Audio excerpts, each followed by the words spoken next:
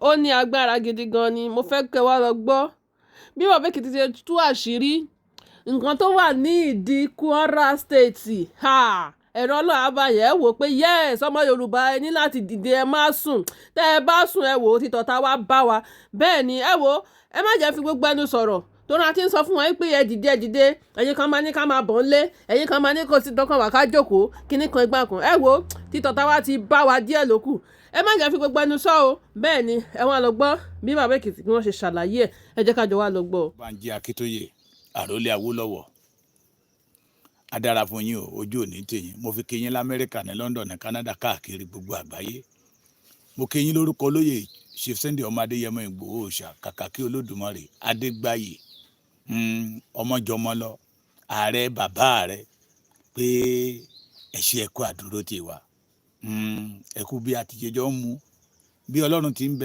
ti ń bẹ láàyè okùn yẹn máa já níjọ́ kan okùn kìíní okùn ìṣòro tó di ìran Yorùbá mú tó fẹ́ sọ Yorùbá di ẹrú lórí ilẹ̀ bàbá wọn ìdè yẹn máa já á dẹ̀ já láìpẹ́ mo forúkọ olóyè Ìgbòho Òòṣà mo fi kí gbogbo wa káàkiri pé a kú iṣẹ́ ìlú a kú iṣẹ́ ara wa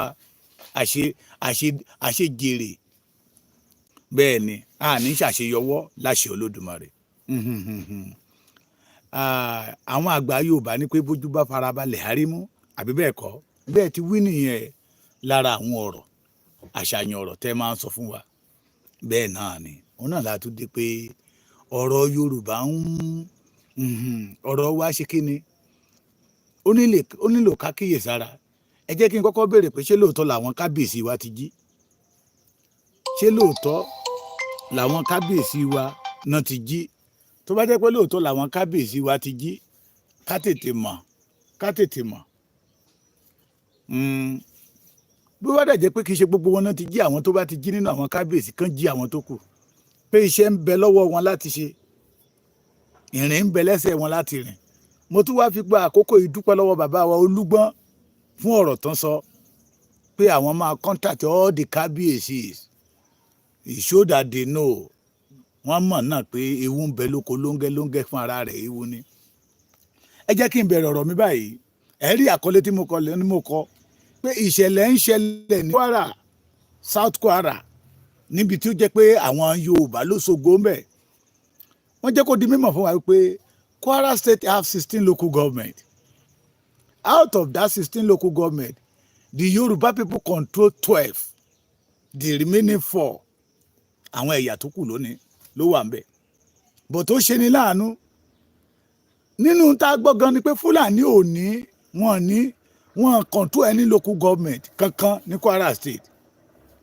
wọn ní local government ẹyọ kan ní Kwara State but as I'm talking to you today àti 12 tó jẹ́ ti Yorùbá o àti 4 tí ò ṣe ti Yorùbá o the Fúlàní control it tó dẹ̀ mú ìpalára ń bá àwọn ọmọ Yorùbá wípé ọ̀rẹ́ mi kábùkù kò kàn mí onítọ̀hún ni onítìjú àwọn àgbàjọ àná wọn ní tó bá ti dé bá Abọ́yadé wọn ní gbogbo ọlọ́yà ló ń ṣe whatever that happen to our people in Kwara State gbogbo Yorùbá ló ń happen sí wọ́n ń pa wá bí ẹni pẹran ẹ má gbàgbé ọmọ Ìgbò kan máa ń sọ̀rọ̀ pé Mẹ̀múdà nígbà tó ń dárúkọ Mẹ̀múdà ó dárúkọ pé Kwara wọ́n ti ní base ní Kwara State bẹ́ẹ̀ ni ó lágbára o Yorùbá iṣẹ́ ń bẹ lọ́wọ́ wa láti ṣe láti gbára wa kò nínú ìgbèkùn tá a wà yìí iṣẹ́ ń bẹ lọ́wọ́ wa láti ṣe àwọn àjòjì wọ́n ti fẹ́ dominate gbogbo ilẹ̀ wa tán ọmọ onílù ò lè ṣe bó ṣe wù lórí ilẹ̀ bàbá ẹ̀ ọmọ onílù ò lè ṣe bó ti wù lórí ilẹ̀ bàbá ẹ̀ mọ́ ìntàwọ̀ ò lè dáwọ́lé lọ́dọ̀ wọn lọ́wọ́ ń dáwọ́lé lọ́dọ̀ wa ń bí báyìí èmi ò gbọ́ rí o pé ọmọ Yorùbá kankan dédé wọnú rìsáàfù wọn ní nọ́ọ̀tì ó dẹ̀ pàgọ́ ń bẹ̀ ọmọ Yorùbá tó bá ń kọjá ń bẹ̀ wọ́n dẹ̀ ń pa wọ́n bí ẹni pẹran to the extent wọ́n ti ní underground ní ilẹ̀ Yorùbá òun la fi ń pariwo lé àwọn àgbààgbà ilẹ̀ Yorùbá àtàwọn kábíyèsí ilẹ̀ Yorùbá pé ẹ jí kí àlàbọ̀rùn kó tó dẹ̀wù mọ́ wa lọ́rùn ẹ jí ẹ má jẹ́ ká torí owó tó máa tán ká fi gba ilẹ̀ Yorùbá lọ́wọ́ yín ọ̀pọ̀lọpọ̀ àwọn olóṣèlú ilẹ̀ Yorùbá náà ti fi owó tán dọ̀tá ìran wọn. Ẹ wá àwọn gómìnà wa, wọ́n dákẹ́ wọ́n ṣe bíi pé wọn ò rí nǹkan kan. Ẹ wá àwọn senators wa, ẹ wá àwọn rep wa, the state assembly, wọ́n ṣe bíi pé wọn ò rí nǹkan kan. The commissioner, the minister, àtàwọn tán ní pé wọ́n tún sọ̀rọ̀ wọn ní ambassador, tán fi gbọ́njà ambassador, all the political leaders, wọ́n ṣe bíi pé wọn ò rí nǹkan kan. Wọ́n dẹ̀ ń pretend bíi pé nǹkan ohun gbogbo ń lọ déédéé bó ṣe yẹ kó lọ ní ilẹ̀ Yorùbá. Wọ́n dẹ̀ mọ̀ pé kò lọ. Yorùbá wá di alárìnkiri, à ń sá káàkiri. Bí ilẹ̀ bá ń ṣú, ọkàn Yorùbá ó kó sókè. Bí ilẹ̀ bá tún mọ́, bẹ́ẹ̀ bá tún lẹ̀ ń rìn lọ́nà, ọkàn Yorùbá ó kó sókè. Ìran Yorùbá wà ní ìsinmi lórí ilẹ̀ wọn mọ́. Ẹ jẹ́ kí n sọ báyìí náà, we the Yorùbás àtàwọn kábíyèsí wa, we need pure security.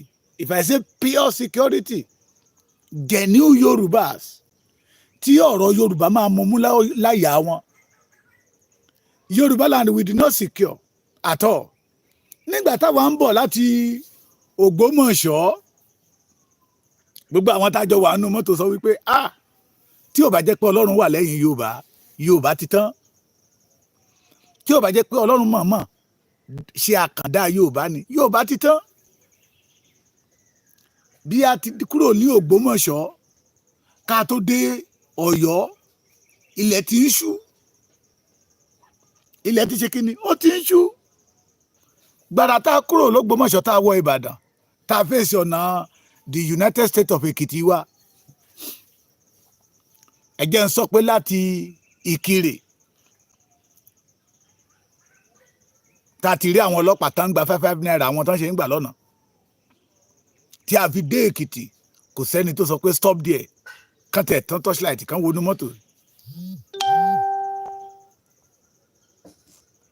Kó tẹ̀ tán torchlight kó wọnú mọ́tò. Àwọn ìlú tá ń là kọjá lọ́nà, kò sí nǹkan kan, kò sí anything, kò sí security. Mo wá ní èèyàn kan nínú mọ́tò wá sọ pé alábàjọ tí àwọn Fúlàní fi ń fòrú ṣe wá ní jàǹbá. So we need genuine, authentic Yoruba to become a security leader in Yoruba land. Láì gẹ́bẹ́ ẹjọ́ kan inú àtúbí wọn, òru náà máa yabò wá torí pé kò sí security. Tí ilẹ̀ bá ti mọ́ bọ̀, bàbá ti ń sọ̀rọ̀ nípa nǹkan bíi 4:30, àwọn tẹ́ ẹ̀ ń lójú títì láràárọ̀ yẹn, ìdájí náà ń lọ bẹ̀. Ìdájí, àwa wọ Èkìtì ní nǹkan bíi 2:30 lóru. Nobody say stop. Mo parade gbogbo Adó lóru yẹn torí àwọn tí mo gbé sínú mọ́tò, wọn à lè ordinary ọ̀kadà ní nǹkan bíi 2:30 yẹn wọn à lè rí. Mo wá bẹ̀rẹ̀ sí ń gbé wọn káàkiri. Kò sí security kan tó máa sọ pé ẹ dúró ń bẹ̀ yẹn níbo lẹ ti ń bọ̀, kó tẹ̀ tán wọn náà wọnú mọ́tò pé àwọn fẹ́ ṣẹ́kì mọ́tò, kò nothing like that. So tí àwọn ọ̀tá yìí bá dẹ̀ fẹ́ wọlé náà, ṣe mọ̀ pé avenue nìyẹn fún wọn láti wọlé. Tábàlà fẹ́ gba orílẹ̀-èdè wa máa gbà á. Ẹ ti rí ọ̀rọ̀ tí bàbá wa sọ lánàá, we are moving forward.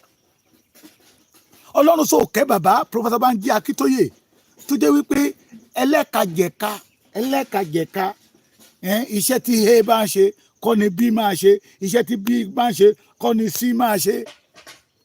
Ẹlẹ́kajẹ̀ka ni, kì í ṣe bàbá Akíntóyè ló máa sọ wípé àwọn declare o, àwọn ṣe gbá o, àwọn ti kọ constitution o, àwọn ti kọ amendment o, àwọn ti kọ legislation. Nígbà tọ́lọ́run ò fi yà ọpọlọ jẹ ìran Yorùbá ni mo fi dúpẹ́ lọ́wọ́ àwọn ìfẹ́ lọ́dún. Mo mọ̀ pé wọ́n gbá research yẹn, wọ́n rí pé we the Yorùbá we need our own security. Bàbá wa Gani Alágbàlá, ìyá Kentus, gbogbo ẹ̀yin tẹ́ wà ní díẹ̀, ìyá mi Jagun, ìyá mi kún ara, a dára fún yín, ojú òní tìyín. Màmá mi Kílàngó Olúrẹ̀mí, àwọn ìyá tó ń ṣiṣẹ́, àwọn ìyá àgbàlagbà tó ń ṣiṣẹ́, àwa táwọn alé agbẹ́dọ̀súgbà wọn because we need security. Àwọn wọ̀nyí fẹ́ reduce the population wa ni, so láti lè bò wá mọ́lẹ̀ kí ilẹ̀ wa kó dilẹ̀ wọn. We must not allow it to happen. Ní Kwara State, kẹ́ lè mọ̀ ẹ̀yin lọ́ba mi ò gbẹ torí ọ̀rọ̀ tí ń bẹ lẹ́nu mi tẹ́lẹ̀ tí ń bẹ lógún ẹ̀ka ẹ̀mí méjèèjì tí mo fẹ́ máa bùlù ẹ̀yin kábíyèsí ẹ̀yin orí adé that you did not know that you are the symbol of the Yorubas. Kábíyèsí Olúgbọ́n ó ti paná ọ̀rọ̀ yẹ pẹ̀lú tí bàbá ṣe pé àwọn ó gbégbèsè gbogbo stéètì kọ̀ọ̀kan tó wà ní ilẹ̀ Yorùbá lọ́nà àwọn ti máa kọ́ńtàtì àwọn kábíyèsí yẹ pé bó jẹ́ tèrè ni àwọn máa rìn. The Yoruba land must be secure. The land belongs to us. Yoruba land must dominate, have dominion in our land, not Fulanis. Ló mú mi lọ sí ọ̀rọ̀ ìṣẹ̀lẹ̀ tó ń ṣẹlẹ̀ ní Kwara State. Ẹ̀yin ọmọ ìgbómìnà ní Kwara State. Mo sọ fẹ́rẹ́ bí àìgẹ́ta ni pé tẹ́ ẹ bá ti lé èèyàn lé ẹ máa pelé ọ̀pọ̀lọpọ̀ ọba ló ti fi pálásì lẹ̀ láti Àjàṣẹ́ Ìpó. Àwọn ìlú kọ̀ọ̀kan lọ bẹ́ẹ̀ àwọn Àjàṣẹ́ Ìpó náà ti fi kábíyèsí ti fi pálásì lẹ̀. Bàbá yẹn dẹ̀ ṣe fídíò pé àwọn Fúlàní yẹn ti yabo wọn tọ̀sán tòru náà ń pa ọmọ Yorùbá bí ìgbà téèyàn bá kun màálù tọ̀sán tòru ni o kì í ṣe pé wọ́n kàn déédéé wá wọ́n á wá díẹ̀ wọ́n á tún lọ tọ̀sán tòru. Àwọn bàbá yẹn wá gbéra wọ́n wá pé àwọn ọmọ Yorùbá all the Igbominas most Igbominas king wọ́n ti fi palace sílẹ̀. Lára àwọn ọmọ Ìgbómìnà ló ń send information ẹ̀ tí pé bàbá Èkìtì ẹ bá wa pariwo síta n tó ń ṣẹlẹ̀ ní Ìgbómìnà most especially Àjàṣẹ́ Ìpó Ìṣẹ̀ Àjàṣẹ́ Ìpó ṣe mọ̀ pé bẹ́ẹ̀ náà wà ní Kogi ní Yorùbá side ní Okun. Àwọn kábíyèsí yẹn wá ní pé àwọn fẹ́ dà àwọn secure àwọn fẹ́ dà àwọn fìjìláńtẹ́ wọn àwọn ọ̀tà kan dà wọ́n síta àbẹ́ ẹ̀gbọ́n bí kan dà wọ́n síta pé kán lè rí àwọn tó máa fọwọ́ kún wọn to be able to secure and face these people. Tọ̀sán tó rù náà wọ́n máa ń nájà lọ́wọ́ wọn kàn déédéé ya lu ọjà burú gbadadada àdìgbò wọn dẹ̀ pa nǹkan tó fẹ́ pa wọn dẹ̀ lọ kò sí anybody tó máa ṣe káyè mọ́ wọn. Àwọn tí àwọn ọba yẹn wá lọ sọ fún wọn wá ní kán lọ sọ fún gómìnà wọn pé àwọn fẹ́ organize security vigilante ní ìlú kọ̀ọ̀kan bí àwọn ọlọ́dẹ tẹ́yìn olóyìnbó mọ̀ sí hunter. Wọ́n fẹ́ organize wọn ní ìlú kọ̀ọ̀kan ẹ lọ bá security ẹ lọ bá gọ́vnà. Mo rò pé àwọn ọba aládé ni o. I'm talking about the Yoruba side in Kwara State. Kì í ṣe àwọn oníláwàní. Àwọn ọba aládé, the authentic, the original Yorubas. Wọ́n lọ bá Abdul Fatai iṣẹ́ Abdul Fatai ni àbí Abdulrahman pé they want to organize a security. This is what we are facing. Gómìnà wa gbéra wá lọ bá Emir Ìlọrin pé àwọn ọba Ìgbómìnà wa bá òun o àwọn fẹ́ ṣe security fún ara wọn ṣé kò wọn approve ẹ̀ Emir wa ní kó máa approve ẹ̀ pé kó lọ kó àwọn ẹni báyìí gbà tán máa kó àwọn yẹn wá mèye tí alànà wá kó fún wọn àwọn Fúlàní náà ní kó wá máa ṣọ́ ìlú ẹ mọ̀ pé àràrà ń bọ́ǹbù lọ́wọ́ ni àwọn tí ń pa wọ́n náà tún ní kó wá máa ṣọ́ wọn èrè kí lajá ń bẹ̀kùn ṣe ẹ lọ wádìí dáadáa ní Kwara ohun tó ṣẹlẹ̀ lọ́wọ́ ní Kwara ni.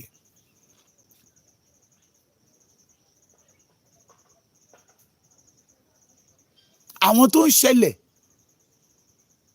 ní Kwara nìyẹn sà lọ́wọ́lọ́wọ́ bí mo ṣe ń bá yín sọ̀rọ̀ yìí Àjàṣẹ́ Ìpó kábíyèsí ti fi pálásì lẹ̀ ẹ rí i pé nígbà kan àwọn ọmọ aráàlú náà pa wọ́n ti ń pa àwọn ọba la fi ń pè ẹ̀yin àgbààgbà ilẹ̀ Yorùbá la fi ń pè ẹ̀yin ọba ilẹ̀ Yorùbá pé kí imú ẹlẹ́dẹ̀ tó wọgbà ẹ wá nǹkan kan ṣe sí kí àlàbọrùn kó tó dẹ̀ wò ẹ wá nǹkan kan ṣe sí kí ọmọ yẹ wa tó rìn hòhò wọjà tí aṣọ ò ní bọ́mọ wọ yẹ Yorùbá mọ́ ẹ wá nǹkan kan ṣe sí. It shows that the governor is not inside of the Yoruba race. Nígbà táwọn ọba wa ní àwọn fẹ́ ṣe nǹkan báyìí to secure their own land, èyí tí Emir Ìlọrin sọ ló wà authentic. Wọ́n wá lọ kó àwọn àlùmọ́jèrè wá, wọ́n wá lọ kó àwọn Mèyétí Àlàwá, so opportunity kan lè rí wọn pa dáadáa. And I want every Yoruba to remember interview tí Buba Galadima sọ. Buba Galadima pé we bring Buhari into the politics to stop the Yorubas ká má bàa gba Ìlọrin, ká má bàa gba Kwara lọ́wọ́ wọn. Wọ́n rí Ìlọrin gẹ́gẹ́ bíi pé n tó fẹ́ gbà, tó dẹ̀ ṣe ní láàánú pé ọ̀pọ̀lọpọ̀ àwọn ọmọ tó jẹ́ ọmọ Ìlọrin wọn àti rí, most especially the Kwara state. Nígbà tí èèyàn ń pa àyàn, tí wọ́n ń pa ọmọ ẹni bí ẹni pẹran, tó lóun dìde kóun tẹ̀ ṣe ààbò fáwọn ọmọ tí tòun, tí gómìnà lọ bá ọba Emir Sulu Gambari, tí Sulu Gambari wá ní pé rárá àwọn wọ̀nyí ni kó lọ kó wá tó wá lọ kó àwọn kòbòkòbò wá, tó jẹ́ pé àwọn yẹgẹ ló wá ń secure wọn, tọ́ni wọ́n ń secure wọn. Ẹ mọ̀ pé àǹfààní àti orí ọ̀fẹ́ láti lè máa rí wọn pa bí ẹni pẹran ni.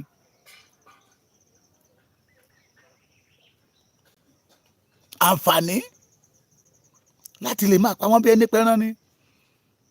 Ìyẹn la fi sọ wípé iṣẹ́ ń bẹ lọ́wọ́ Yorùbá. Iṣẹ́ ń bẹ lọ́wọ́ Yorùbá. Ẹ̀yin ọmọ Ìgbómìnà ẹ já dìde. Wọ́n ti sún wọn kàngiri. Èyí tó pa ìgbà Buhari, they kill almost 49,000 Yorubas across the Yoruba land. 49,000 under bàbá wa Bọ́lá Ahmed Tinubu. Ó ti lé ní 18,000. 18,000. Ọdún méjì péré ló ilé o. Mo ní òun ló jẹ́ kí n máa kọrin yẹn. Pé pẹ́pẹ́yẹ bímọ, ó ràgàbọ̀ ọmọ ẹ̀. Ràgàbò mi Elédùmarè títí dọjọ́ alẹ́. Buhari wà ń bẹ̀, ó ràgàbò àwọn Fúlàní.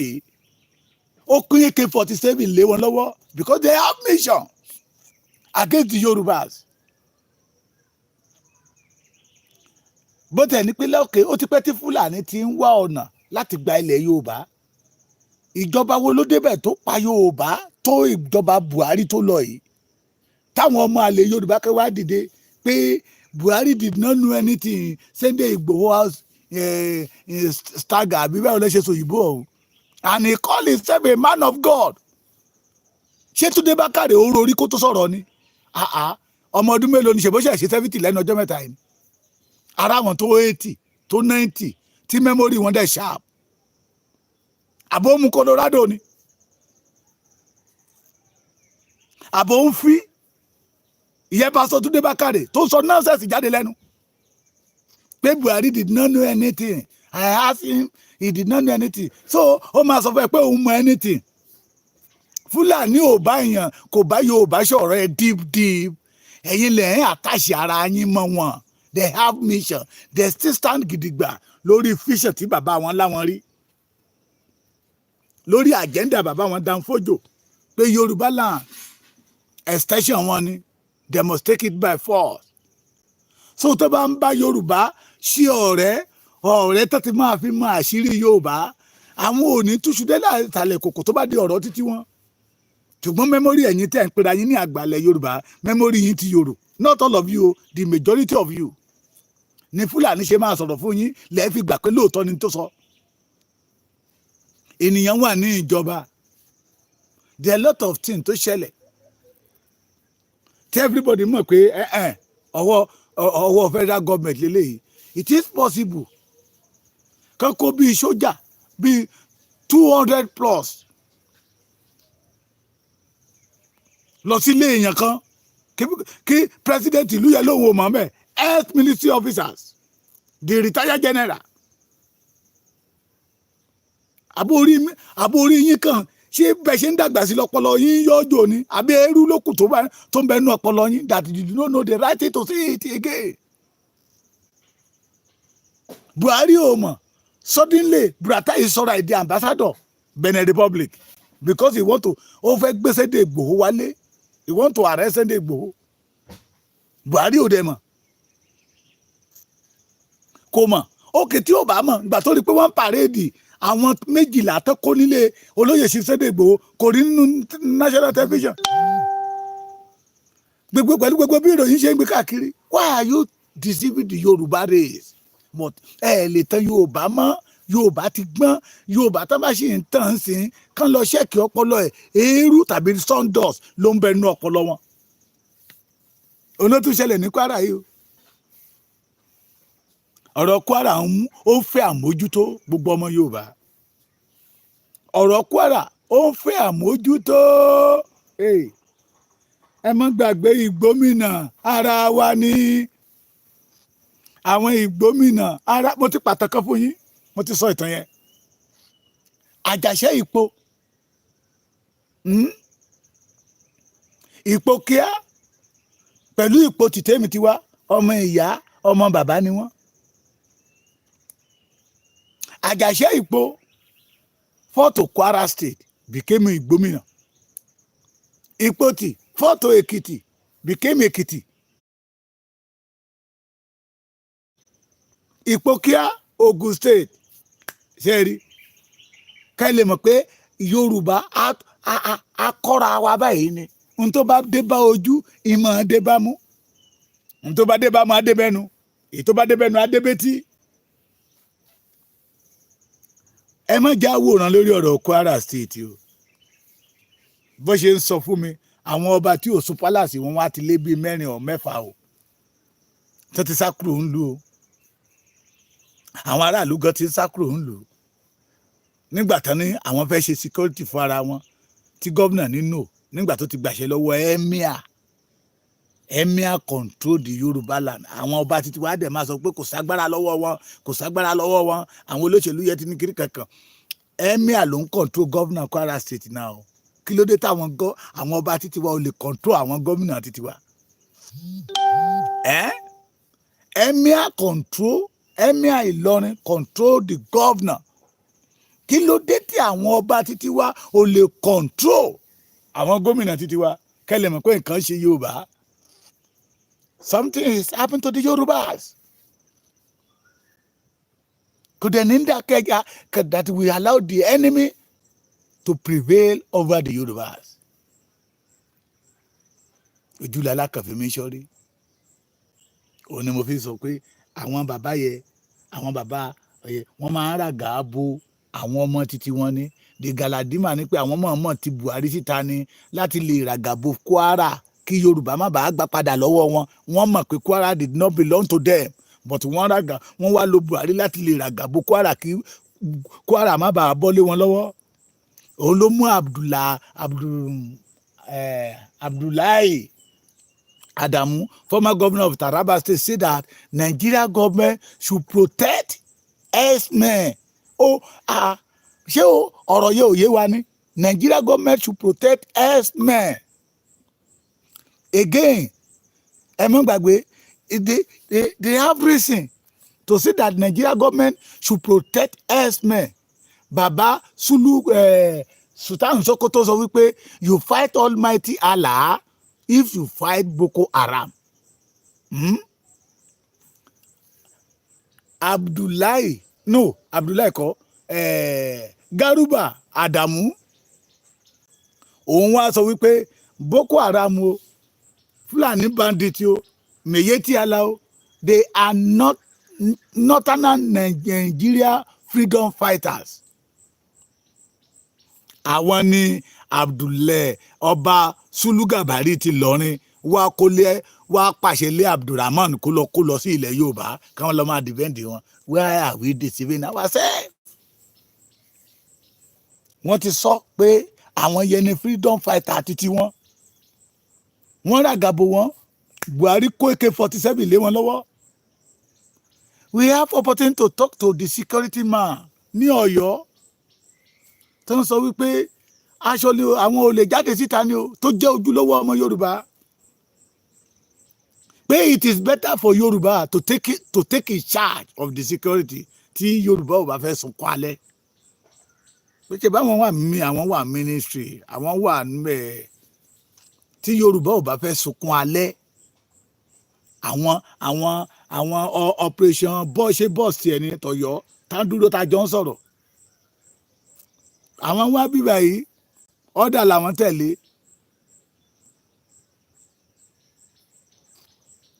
Ìkànnì wọn ní túbọ̀ ń ṣe jẹ́ Yorùbá tó ń bá tú gbogbo ohun tó ṣẹlẹ̀ tó ń tójú ti rí ní mínísírì ní gbogbo tó ti pòsì ń lọ póun dẹ̀ wọ́n á dẹ̀ máa sunkún fún Yorùbá.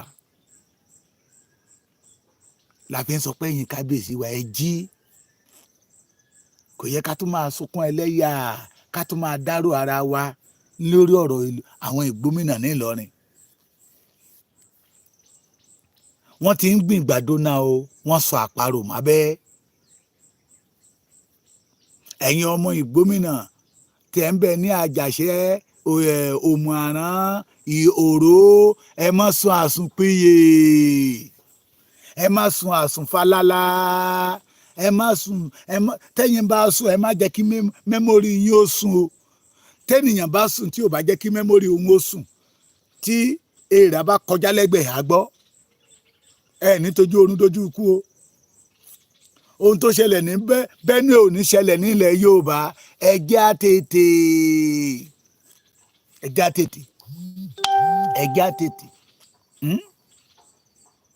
La fi ń sọ nígbà tó bá rí báyìí ní ọ́ndà dìbò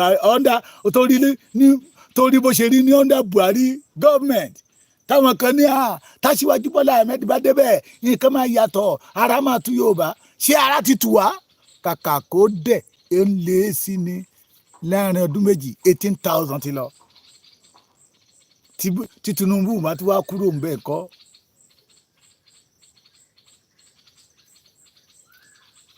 Ojú ogun á tún le.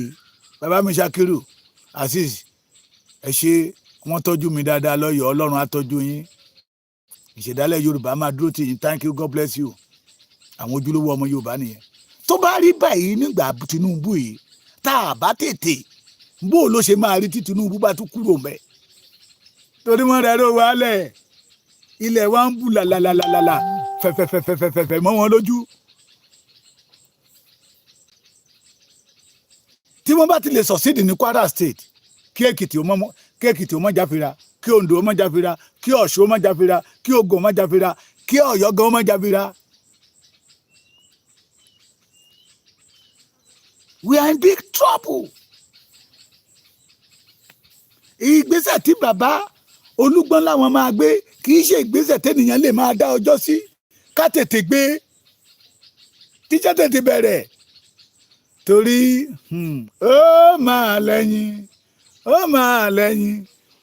ọ̀rọ̀ yìí máa lẹ́yìn ajá tí ele. Mo ló máa lẹ́yìn ó máa lẹ́yìn ọ̀rọ̀ yìí máa lẹ́yìn ajá tí ele. Kó má bàa lẹ́yìn. Kí Yorùbá tètè dìde. Ẹni máa sọ tòbí kó sọ tòbí. Ẹni máa sọ okùn ṣòkòtò ẹ̀ kó sọ okùn ṣòkòtò ẹ̀. Ká tètè. Mo máa ń sọ dáadáa wípé we the individual we don't have problem.